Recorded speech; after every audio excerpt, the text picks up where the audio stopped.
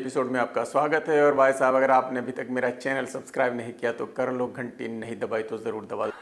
अपनी कुर्सी की पेटी बांध लीजिए, मौसम बिगड़ने वाला है। बिग बॉस चल रहा है। आप में से कुछ लोग बिग बॉस देखते होंगे, मैं भी कभी कभी देख लेता हूँ। जब मैं कल बिग बॉस देख रहा था तो मैंने देखा कि अविनाश और ईशा कंबल में घुस गए हैं और कंबल में घुसकर चुपचाप बातें कर रहे हैं। मैं तो कुछ और ही समझ रहा था। और अंदर और क्या क्या कर रहे हैं वो तो उन्हीं को पता होगा, लेकिन उन्होंने माइक निकाल दिया था। और मेरे ख्याल में ये बिल्कुल गलत बात है। बिग बॉस को इस पर एक्शन लेना चाहिए। भाई, अंदर जो भी हो रहा है वो हमें भी तो सुनाई देना चाहिए। साले ठरकी। भाई, हम किस लिए बिग बॉस देख रहे हैं? हम भी तो मजे के लिए देख रहे हैं यार। साले ठरकी। तो अगर ईशा और अविनाश कंबल के अंदर कुछ कर रहे हैं तो हमें भी सुनना दो यार। प्रॉब्लम क्या है? बॉलीवुड में एक अकल का अंधा निर्माता है जिसका नाम है विधु चोपड़ा। ये रात में काला चश्मा पहनकर घूमता है। भाई साहब, इसने मीडिया के सामने ऑन कैमरा मां बहन की गालियां दी है। शक्ल से ही चोर लगता है।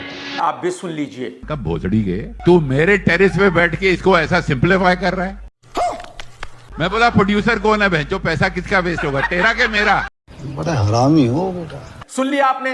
क्या कभी आपने सोचा था कि कोई निर्माता मीडिया के सामने इस तरह से मां बहन की गालियां देगा? नहीं। लेकिन विधु ने दी है। विधु ने ऐसा क्यों किया? विधु ने यह सब किया पब्लिसिटी के लिए। ये तो लेटेस्ट न्यूज है। विधु आज की तारीख में बहुत ज्यादा डेस्परेट है। इसकी एक फिल्म आ रही है, जीरो से स्टार्ट। हेलो।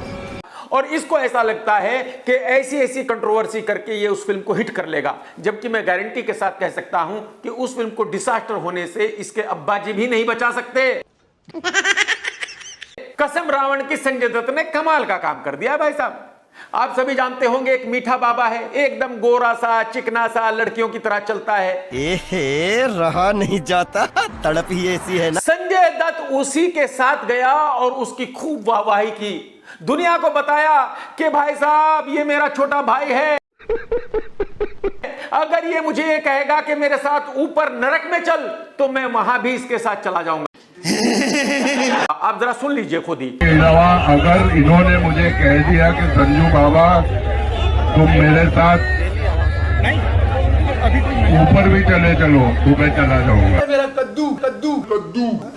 संजय दत्त के फादर सुनील दत्त साहब जिंदगी भर अन्याय के खिलाफ लड़ते रहे, जिंदगी भर ऐसे ढोंगियों से दूर रहे। रॉन्ग नंबर, ई रॉन्ग नंबर है। दत्त साहब जिंदगी भर अच्छे काम करते रहे, गरीबों की हेल्प करते रहे। और संजय दत्त भाई साहब ये कर रहे हैं, बताइए। एक महाफ्लॉप पुराने जमाने का एक्टर है जिसका नाम है शरद कपूर। शक्ल से ही चोर लगता है। खार पुलिस स्टेशन में एक लड़की सुरुचि ने एक एफआईआर दर्ज की है। सुरुचि ने पुलिस को बताया है कि शरद कपूर ने उसको अपने घर पर बुलाया था। एहे, रहा नहीं जाता, तड़प ही ऐसी है ना। और फिर उसको अपने बेडरूम में लेके गया और वहां उसके साथ जबरन गलत काम करने की कोशिश की। अरे बड़े खतरनाक लोग हैं। मैं आपको ये बता दूं कि ये कोई झूठा केस नहीं है। मतलब ये एक ऐसा केस नहीं है कि कोई लड़की पुलिस थाने में जाके कहे कि भाई मैं तो एक आदमी को 4 साल पहले मिली थी। क्या बात कर रहे हैं बाबा? उसने 4 साल पहले मेरे साथ ऐसा किया था, वैसा किया था। इस लड़की को आज ही शरद कपूर ने घर बुलाया था। क्या बात कर रहे हैं? और आज ही ये केस हुआ और वो लड़की सीधी शरद कपूर के घर से निकल के पुलिस थाने में गई। मेरे तो एल लग गए। यानी कि जो कुछ लड़की कह रही है वो बिल्कुल सच है। इसका मतलब यह है कि जो लड़की कह रही है वो बिल्कुल सच है, उसमें कोई भी झूठ नहीं है। औरत का चक्कर बाबू भैया, औरत का चक्कर। तो पुलिस एक्शन जरूर लेगी, शरद कपूर को अरेस्ट जरूर किया जाएगा। साले का खोपड़ी तोड़ साले का। मेरी समझ में नहीं आता कि किसी को भी इस तरह की हरकत करने की क्या जरूरत है। अरे भाई, अगर आपको लड़की चाहिए तो मुंबई में क्या लड़कियों की कमी है? एहे, रहा नहीं जाता, तड़प ही ऐसी है ना। अरे 15-20 हजार में एक सुंदर से सुंदर लड़की आपके घर आ जाएगी, आपके साथ रहेगी, ना ही कोई प्रॉब्लम होगी, ना ही कोई केस होगा। जोर जोर से बोल के लोगों को स्कीमें बता दे। तो किसी भी रैंडम लड़की को बुलाकर फ्री में उसके साथ गलत काम करने की कोशिश क्यों करते हो यार? क्यों अपने आप को मुसीबत में डालते हो? क्या जरूरत है ऐसे काम करने की यार? रितेश देशमुख ने एक इंटरव्यू दिया है और उसमें कहा है कि जब मेरी पहली फिल्म आई थी तो उस वक्त मुझे ऐसा लग रहा था कि ये मेरी पहली फिल्म ही मेरी लास्ट फिल्म होगी। इसका मतलब यह हुआ कि रितेश ने पहली फिल्म करते वक्त ही यह मान लिया था कि वो जिंदगी में कभी भी सुपरस्टार नहीं बन पाएगा। क्या बात है। अब एक आदमी ने अगर अपनी पहली फिल्म के वक्त ही ये मान लिया था कि भाई वो कभी भी सुपरस्टार नहीं बनेगा, तो जाहिर सी बात है फिर नहीं बनेगा। और आज मैं समझ सकता हूं कि रितेश ने अपने कैरियर को इस तरह से हैंडल क्यों किया, क्योंकि उनको पूरा यकीन है कि वो सुपरस्टार नहीं बन सकते। जबकि मैं गारंटी के साथ कह सकता हूं कि रितेश बहुत ही टैलेंटेड है, बहुत ही बढ़िया एक्टर है, और अगर वो अपने कैरियर को अच्छे से हैंडल करता तो आज बहुत बड़ा स्टार होता। मेरा कद्दू कद्दू कद्दू। लेकिन जब किसी आदमी ने एक काम को शुरू करने से पहले ही ये मान लिया कि भाई वो उसमें कामयाब नहीं हो सकता, तो फिर नहीं हो सकता, बात खत्म। बॉलीवुड में एक डबल ढोल की एंकर है जिसका नाम है मनीष पॉल। ये शो एंकर क्या करता है? अभी अभी इसकी मां का जन्मदिन था, ये दिल्ली गया था अपनी मां का जन्मदिन मनाने के लिए। मैं तो कुछ और ही समझ रहा था। और यही खबर इसने मीडिया में दी। मैं आपको ये बता दूं कि मीडिया में जितनी भी खबरें आती हैं ना, वो एक्टर खुद ही मीडिया को देते हैं। क्या बात कर रहे हैं? एक्टर का अपना पीआर होता है जो मीडिया में उसकी खबर को देता रहता है। तो अगर मीडिया में एक खबर आई है कि मनीष दिल्ली गया है अपनी मां का जन्मदिन मनाने, तो इसका मतलब यह है कि यह खबर मनीष ने ही मीडिया को दी है। चलिए जी, यहां तक तो ठीक है कि भाई मनीष अपनी मां का जन्मदिन मनाने दिल्ली गया, लेकिन उस खबर में कहा गया कि मनीष का शेड्यूल पूरी तरह पैक है। इसके बावजूद भी मनीष ने टाइम निकाला और दिल्ली गया, मतलब इसका शेड्यूल पैक है। किस चीज के लिए तेरा शेड्यूल पैक है बे लुक्खे? ओहो, मुझे तो याद ही नहीं रहा कि तू डबल ढोल की है, तू पीछे वाला काम करता है। हाँ, इसमें तो तेरा शेड्यूल पक्का होगा। और जोर से बोल के लोगों को स्कीमें बता दे कि आज करण जौहर के पास जाना है, आज किसी दूसरे के पास जाना है, कल किसी तीसरे के पास जाना है, क्योंकि इसके अलावा तो तू कुछ करता नहीं है। अरे बाप रे, ये तो धोती खोल रहा है। लुक्खे, तेरे पास कोई काम तो है नहीं। तो जब तेरे पास कोई काम ही नहीं है और फिर भी अगर तेरा शेड्यूल पक्का है, तो फिर इन्हीं कामों में तेरा शेड्यूल पक्का हो सकता है। आप अंदाजा लगाइए कि मनीष पॉल जैसे डबल ढोल की कितने डेस्परेट हैं लाइफ में कि अपनी मां का नाम यूज कर रहे हैं पब्लिसिटी के लिए। एहे, रहा नहीं जाता, तड़प ही ऐसी है ना। आप सभी जानते हैं कि श्रद्धा कपूर की फिल्म स्त्री 2 बहुत बड़ी हिट हो चुकी है। श्रद्धा ने एक इंटरव्यू दिया और उसमें बताया कि अब पब्लिक को समझ आ गया है कि कौन सी फिल्म देखनी चाहिए, कौन सी फिल्म नहीं देखनी चाहिए।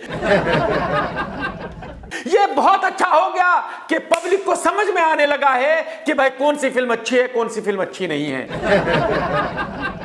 बताइए जी, अब श्रद्धा कपूर को भी पता चल गया कि कौन सी फिल्म अच्छी है, कौन सी बुरी है, कौन सी फिल्म चलेगी, कौन सी नहीं चलेगी। मेरा कद्दू कद्दू कद्दू। जबकि ना जाने कितने सालों के बाद इस लड़की की यह फिल्म हिट हुई है, और वो भी तुक्के से हिट हुई है। अरे बाप रे, ये तो धोती खोल रहा है। उस फिल्म के हिट होने का श्रद्धा कपूर से कतई कोई लेना देना नहीं है। गजब बेइज्जती है।